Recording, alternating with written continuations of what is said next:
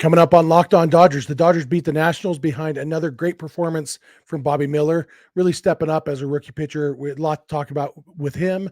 Jason Heyward had a couple key plays, one that really stood out and one that may have gone undetected. We want to talk a little bit about his contributions to the Dodgers, and J.D. Martinez continues to slug since coming back from the injured list. All this and more on today's Locked On Dodgers. You are Locked On Dodgers, your daily Los Angeles Dodgers podcast. Part of the Locked On Podcast Network, your team every day.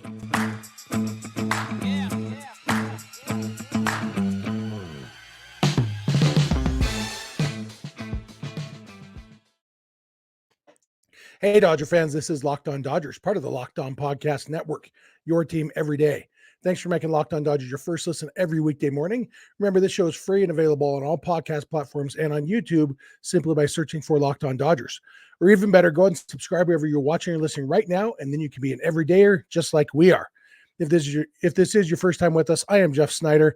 That guy next to me is Vince Samperio. Vince and I are both lifelong Dodger fans just like you are. We've also both spent time covering the Dodgers in the press box and the locker room. So we're not quite insiders, but we bring you the smart fans perspective on our boys in blue every weekday morning. Today's episode is brought to you by Bird Dogs. Go to birddogs.com/LockedOnMLB. And when you enter promo code LockedOnMLB, they'll throw in a free custom Bird Dogs Yeti style tumbler with every order. With that said, Vince, let's jump right into this episode. The Dodgers started their homestand after a long, brutal road trip that went, as good as we could have hoped, I guess, but came home hoping to get right against the Nationals with Bobby Miller on the mound, and it went about as well as we could have hoped. Yeah, Bobby Miller gave the Dodgers some length. He pitched well. He one-upped himself from his Major League debut, and the Dodgers offense, got back to what they've been doing, which is scoring runs. This time with the 6-run inning, that all came with 2 outs. I believe all the runs were unearned because of a previous error. So yeah, the Dodgers took advantage. J.D. Martinez continues to hit, which we'll talk about later. But yeah, the story: Bobby Miller, not as overpowering in terms of the swing and miss, only had 4 strikeouts, but was very efficient. And at this point, the Dodgers need efficiency and 6+ innings more than they need any gaudy strikeout totals. So he did exactly what they needed. He looked calm, cool, collected. He said after the game, they asked him about the pitching at Dodger Stadium and if he felt any nerves or anything like that. And he did mention something that everydayers might remember about us talking about it, is that this is his 3rd time pitching at Dodger Stadium. First time in a actual real Major League game, but he pitched against a Major League team in the exhibition game. He pitched against some of the future stars in the All-Stars future game last year, and then now against tonight. He probably faced better talent last year in the Stars game than he did in this Nationals lineup. Yeah, and he did say after the game that because he has pitched at Dodger Stadium a couple times before, he was much less nervous and less, antsy in this start than he was in his big league debut. Even his post-game interview, his microphone skills, if you're a WWE fan, you're always thinking about mic skills. His mic skills have gone up in just the last week. He seemed more comfortable talking to the media. He's just settling in. And one thing that stood out to me a little bit when I had Keith Law on the show during the offseason, we were talking about Bobby Miller, and Keith pointed out one interesting thing, which is that in the minor leagues, Miller's biggest struggles have been with runners on base. And we did see that a little bit in the one inning that the Nationals scored. He allowed 3 hits in that inning. Once Joey Meneses had poked that little opposite field single, then, Miller he gave up a double, and then he gave up an RBI single that, he never did get himself out of the inning. Jason Heyward got him out of the inning. We're going to talk more about that specific play, in the next segment. But it was kind of interesting to see that playing out, that Miller, if he is going to have struggles, still it's going to be with runners on base. And, obviously this is a very small sample size, and he did limit the damage. And so it's hard to tell if that is still a weakness or if it's going to be an issue at the Major League level. But it stood out to me a little bit that it does seem like there's potential for a little bit of a waterfall inning of once somebody gets on base, maybe more base runners coming after that. Yeah, and when I saw him pitch in El Paso, that was something that was an issue. Now, that day, his defense on the OKC Dodgers was really bad, but most of his issues came when there was runners already on base, and he got there was a couple innings where they scored multiple runs that just kind of ballooned out of his way. Again, like I said, the defense didn't help him out. Here, the defense did help him out. Over there, whoever was playing right field for the OKC Dodgers allowed the runner on second base to tag up and score from home because he nonchalantly caught a ball in deep right field. And here, Jason Heyward comes up throwing and, throws out a runner by a step or two to make it only a 1 run. So, yeah, there's a big difference there, but he'll figure it out. And, with him, Gavin Stone's had the same issue. They talked about it on Sunday's broadcast, too, of pitching out of the stretch and kind of having those struggles. At least with Bobby Miller, he's got enough different pitches to kind of help him out. And I think that's the biggest difference here. I mean, last night he had the changeup, fastball, slider, curveball. He threw them all at least a handful of time. I think they're all in double digits. So, he really mixed it up. And the big difference is that fastball is coming in at 99 to 100. It gives you a little bit of margin for error. And then, the off speed is good enough. And even that last pitch that he made, the curveball to Meneses, was just, beautifully. I think it was his slowest pitch of the night, and perfectly, got him through that inning, got him through 6. And yeah, he's gonna have struggles. And after the game, Dave Roberts did say that he's gonna start on Sunday against the Yankees. The Yankees don't quite have the lineup that you expect when you play the Yankees, and I don't think Giancarlo Stanton will be back at it, or if I'm not mistaken.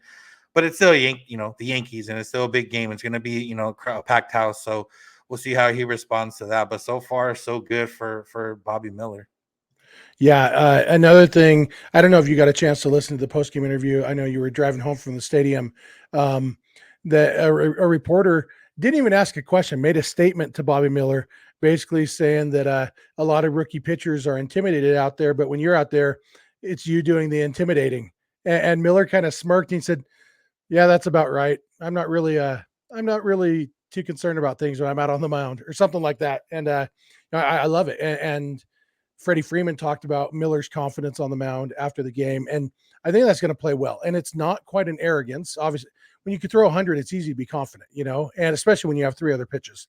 And so, but that's really important to have that demeanor of, you'd rather face a guy who throws 100 but looks unsure of himself than a guy who throws 100 and knows it. It's just to the hitters, especially a team like the Nationals where they do have a lot of young players. It's like you said, Miller has faced better hitters than what's in the Nationals lineup, even though this is only his second big league start. I mean, his first big league start was against a much better team. And in some of the, the futures game and other things, Miller's got that confidence that's really fun to watch. And I think there's a lot to build on that confidence will lead to a lot of success. Even, the stuff will play up because of the confidence, I think. Yeah, and we've heard the comparisons to Walker Buehler multiple times, and that's been more for the demeanor.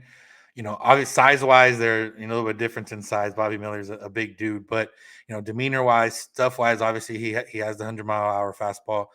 So yeah, that's a good person to be compared to when it comes to demeanor. Walker Buehler's become one of the best postseason pitchers for the Dodgers and in baseball. So that's something good to look up to. And the other part that they asked him, I did see the post-game interview that they asked him about was, kind of controlling his emotions out there and not letting the emotions get the best of him. And he said, a couple of years ago, that was something that I wasn't good at. And I wouldn't have been able to handle some of the things that happen now. And, that's a big thing too. Obviously, he hasn't had an inning yet where things kind of got out of hand so far in the majors.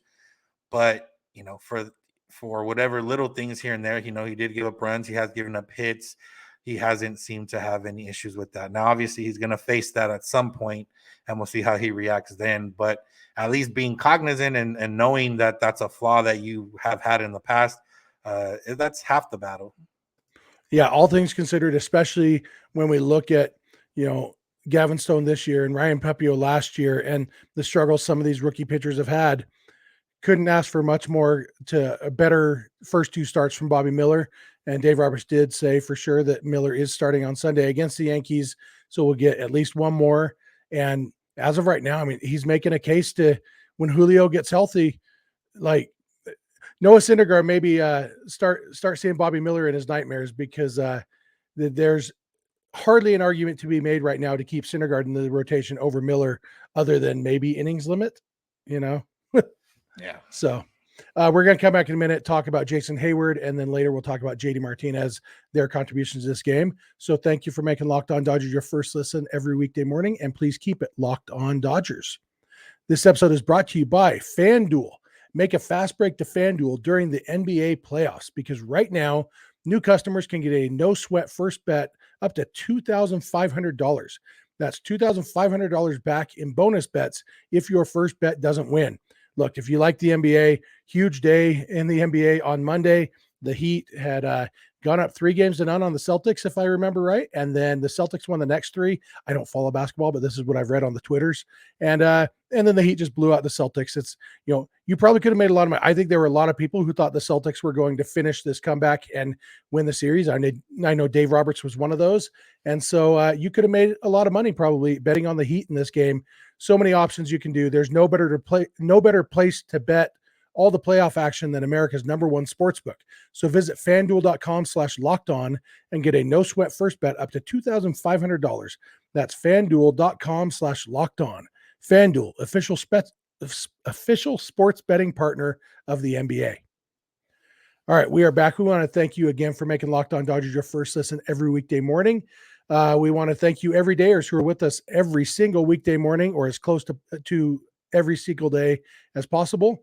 If you are watching on YouTube, we'd love to hear your thoughts in the YouTube comment section below. I am struggling with every single word tonight. That's what you get today. If you're an everydayer, you'll know that's not that uncommon.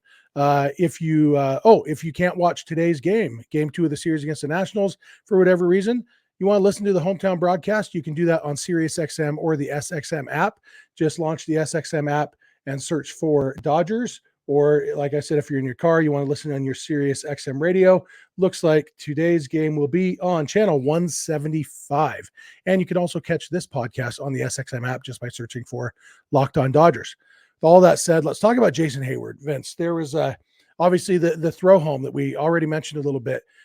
Got Bobby Miller out of that inning. It's second and third, 2 outs, and he gives up an RBI single. And then Jason Heyward comes up firing and throws home. Perfect throw, perfect one-hop throw to Will Smith.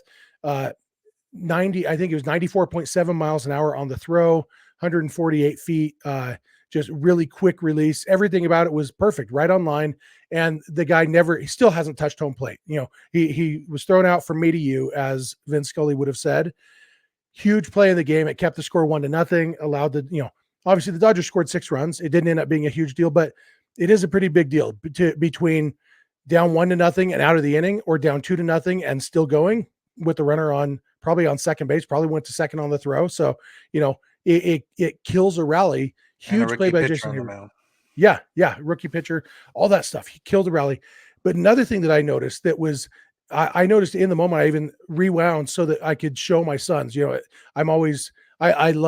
tell my kids on the 12U team that I coach, watch Major League Baseball, watch what these players do. You can learn so much. And so I also try to practice what I preach, and I point these things out to my kids. But Jason Heyward on first base, when there was that ground ball that got past CJ Abrams and Heyward was going hard, that's the first thing. It looked like it was going to be a double play, and yet Heyward was still going hard, so that he was already basically at second base as the ball was squirting away from Abrams, and he read it perfectly and got to third base without even a throw.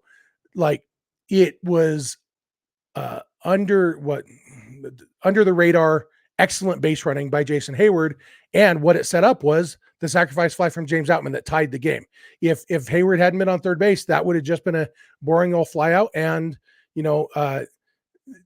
Heyward still would have eventually scored, but that did set up that sac fly. James Outman probably appreciates that for his batting average reasons. And, it was the tying run. And so the fact that Heyward can contribute on defense and on the bases, I thought was really, really big tonight. Yeah, and that's one of those things where Heyward's having, he's serviceable so far this season at the plate. He got a 767 OPS. He's got the home runs, not too many RBI, but whatever the case, he scored 18 runs. Like, he's serviceable. But all these other little things are what helps you win these games when, especially if you are, let's just say he was struggling at the plate, but he does come up and make that throw, and, he gets on base somehow and he ends up taking that extra base and ends up scoring. Those are the little things that can help you out, especially over the course of a big league season, and he's a guy who he's hungry. He's getting paid a lot of money this year, not by the Dodgers, by the Cubs. But realistically, he's playing for his MLB life this season because he wants to continue to play, and he wants to show the Dodgers or any other team out there that after this season that there is still some gas left in the tank. So, little things like that. And that's kind of not something the Dodgers have lacked before, but it's just good to see. Especially a guy that's a veteran. You see the young guys come in and do all this stuff. James Outman and guys like that seemingly are doing everything they can. But to see a guy like Heyward, who's already been in the league, like I said, making a lot of money, for the young guys to see that helps out. And that's kind of what was the other thought process behind bringing Jason Heyward in, was that veteran presence that we talked about. Now we've talked about it before with different varieties. Chase Utley wasn't as good at a certain point, but brought that veteran presence. David Freese brought both, being good and brought that veteran presence. So he's one of those guys who right now is almost serving in that capacity of a David Freese type, where he's being serviceable and bringing the veteran presence. But yeah, I mean, it's fun to watch, and especially a guy like him, he's not old in the sense of the world. He's just older in the sense of baseball. Yeah. And because of the defensive flexibility of various different Dodgers, Heyward was in the lineup tonight, not in place of Mookie Betts, but in place of Miguel Rojas, because Mookie played shortstop. And I think that's huge that the Dodgers have a guy, they can take the best right fielder out in baseball out of right field, put him at shortstop, and have another elite or borderline elite defensive right fielder to take his spot. Heyward earlier in his career was definitely elite, probably better than Mookie Betts has ever been. Jason Heyward in right field was one of the best defensive right fielders we've ever seen. He's probably lost a step, but he's still very, very good. And it's huge to be able to put Mookie at shortstop and not miss a step basically in right field. Like, we're used to guys getting thrown out at home from right field the last 4 years for the Dodgers. It's just usually Mookie Betts. And the fact that they have another guy who can do the same thing is really, really, it's huge for the team, and something that I don't know if we appreciate it out loud often enough. Yeah, and we've talked about that specifically with the lineup, where we both advocated for Mookie to play more short, and one of those main reasons was because Heyward can be a good outfielder in right field, and they have Outman that can play center, and they have Peralta and Taylor or Thompson who can play center or left for some of those guys, and the outfield defense is still good, and it just opens up a different can of worms in terms of the Dodgers, or not can of worms, but I guess whatever the positive connotation for can of worms is, in terms of the Dodgers, where they have a lot of different ways to go about it, a lot of ways to build a lineup. Jason Heyward's part of that. And yeah, I mean, like I said, everything we've heard about him so far has been positive. He got all the guys a glass of wine before. We've heard Outman and other guys say that they, been able to come here and ask for advice or whatever else the case. So all positive so far on the Jason Heyward front. Now, if he can just hit a little bit more, that'll be, the icing on the cake. Yeah, absolutely. He's shown that power, hasn't shown the consistency. We saw him, pinch hitting in a big spot on Sunday, and he struck out. He hasn't really done it offensively yet, but he is, he hits the ball hard, and there's been some bad luck. We've seen it kind of turn around at different points in the season. Hopefully there's going to be more of that. But he's definitely holding his own. He's definitely earning his keep better than a lot of guys the last few years who've gotten a lot more playing time than he did for the Dodgers. So we're going to come back in a minute. Going to talk about another newcomer to the Dodgers, another best friend of a Dodger superstar. This one's J.D. Martinez, and he has really been earning his keep the last couple of weeks since it came off the injured list. We're going to talk about that. So thanks again for making Locked On Dodgers your first listen every weekday morning, and please continue to keep it Locked On Dodgers. All right, we are back. We want to thank you again for making Locked On Dodgers your first listen. Love to hear from you through social media or email or voicemail or text or YouTube comment section. However you want to reach out to us, we would love to hear from you. Also, if you want to check out the hometown radio broadcast of tonight's game, if you can't be watching on TV, you can always catch it on SiriusXM or the SXM app. Just search for Dodgers in the SXM app. You can also search for Locked On Dodgers if you want to listen to this podcast on the SXM app. So JD Martinez, Vince, hit another 3-run homer. I believe I saw 4 of his 6 home runs since coming off the injured list have been 3-run homers. He has 21 RBIs in 15 games since coming off the injured list. It's, JD Martinez, he's not just dingers. He's also just doubles. He hits the ball hard, hits the ball well. And especially as coming off the injured list, he has been a huge. We've talked so much the last couple of weeks, Vince, about how important it is for the offense to kind of carry the team right now. And they have, and a lot of it has been JD Martinez. Yeah. And this is, when you look at JD Martinez last season and you think about, how he really didn't have too much of a market, it seemed like this offseason, the Dodgers, they were able to get him for, 1 year pretty cheap. And you think about, why. And the biggest thing with JD Martinez the last few years hasn't necessarily been hitting. Yeah, he's been a little bit down on hitting, but the power, last year he only had 16 home runs. He already has 11 this year. He was an all-star last year. He had a really good first couple months, first half, was named an all-star. He had a really bad couple months after that in July and August. And then he had a really hot September. So, last year he was still an above average hitter for more than half the season. He just had a really bad 2-month stretch that kind of maybe brought that down a little bit. And, to start the year, he was kind of, here and there also as well, kind of similar to last year in that second half. But then ever since he's came back, whatever happened to his back or whatever he did when he was out with his back injury has been great. And, you look at the last 2 weeks, 15 games, 21 RBI, 7 homers, 20 hits total. He's, OPSing over 1,000. He's been exactly what the Dodgers needed. You look at the baseball savant page, and he's got a lot of 90s in there. Average exit velocity, hard hit percentage, expected slugging, expected batting average, barrel percentage, expected WOBA. Like everything's 94 and above in terms of the percentile there. So he's not just being a good hitter for the Dodgers. He's being an elite hitter in all of baseball right now.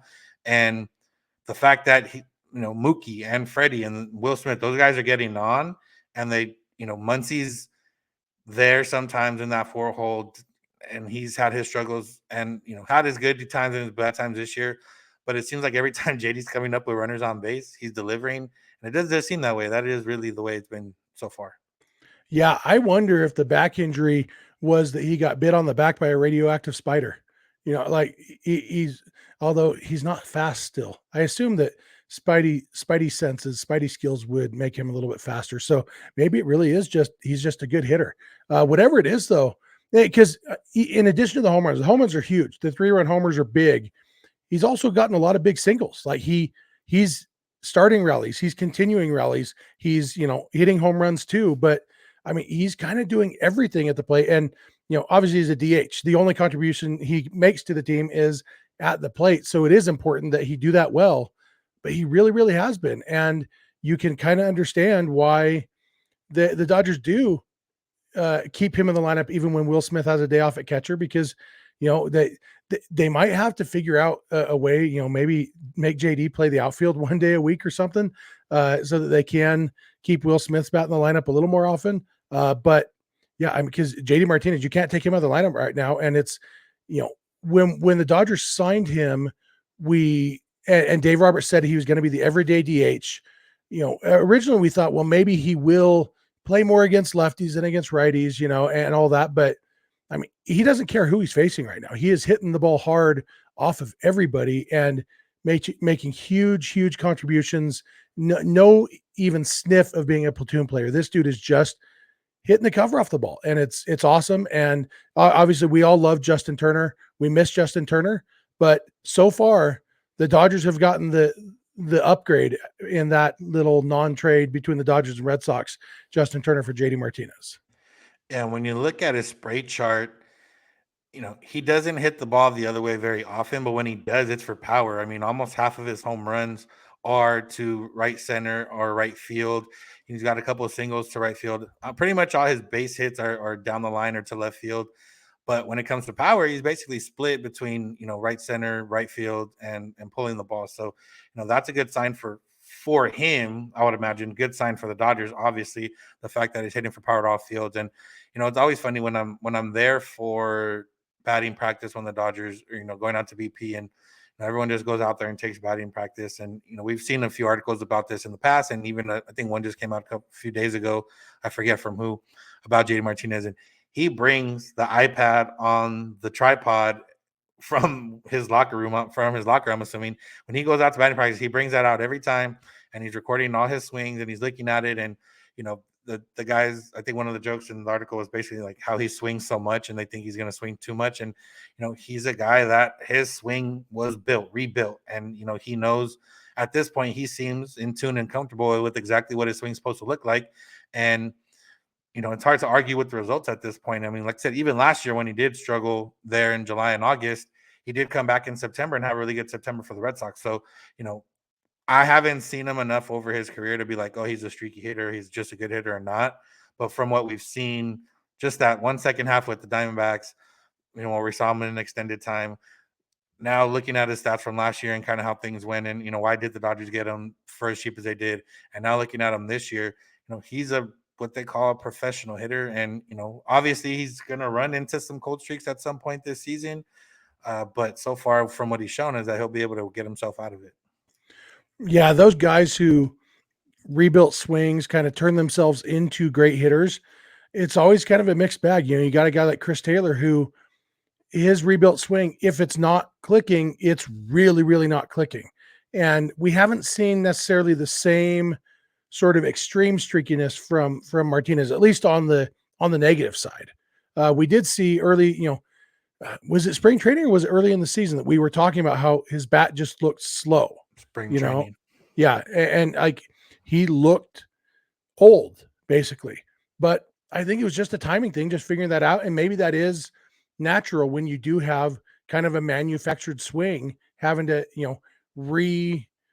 retinker and realign and everything each season. And so maybe he is a guy. I wish spring training stats were easier to look up from previous seasons. I wonder if he is generally a slow starter in spring training as he is get those things lined up. But whatever it is, right now the swing is lined up and he is hitting the ball.